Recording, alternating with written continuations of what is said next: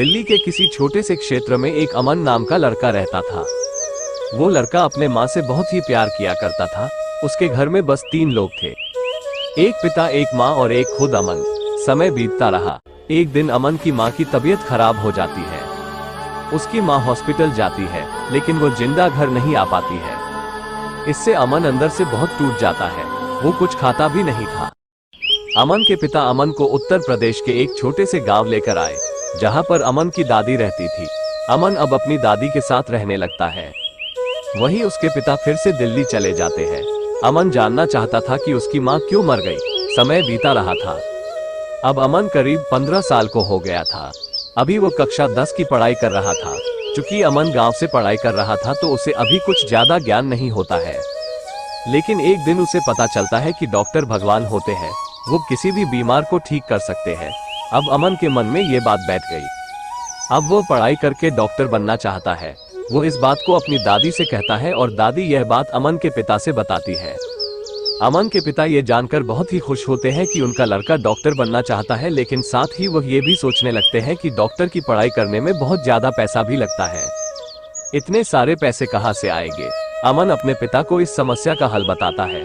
वो कहता है, पिताजी, अगर मैंने अच्छे से 10 और 12 की पढ़ाई कर लूं, तो मैं एक अच्छे सरकारी कॉलेज में फ्री में बढ़ सकता हूं।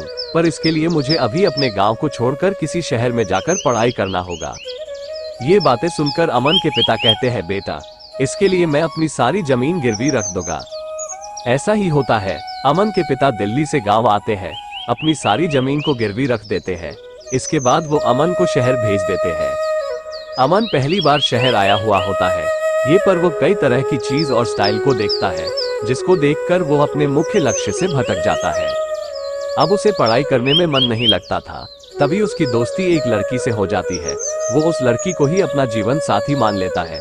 इस तरह से समय गुजरता जाता है। एक दिन अमन के पिता का फोन आता है। अमन के पिता बोलते हैं, बेटा तुम कैसे हो? अमन कहता है कि मैं ठीक हूँ। इसके बाद अमन के पिता पूछते हैं, बेटा पढ़ाई कैसी चल रही है? इस पर वह झूठ बोलता है और कहता है, बहुत अच्छी चल रही है। उसकी कक्षा 10 का परिणाम आता है, जिसमें वह फेल हो गया था। ये देखकर वो अंदर से काफी उदास होता है, लेकिन उसकी उदासी तब बढ़ जाती है जब उसकी वही दोस्त उससे दोस्ती को खत्म करना चाहती थी, जिसके लिए उसने अपनी पढ़ाई को खराब किया था। अब अमन को ये दुनिया समझ में आ रही थी। वो एक भी पल की देरी नहीं करता है।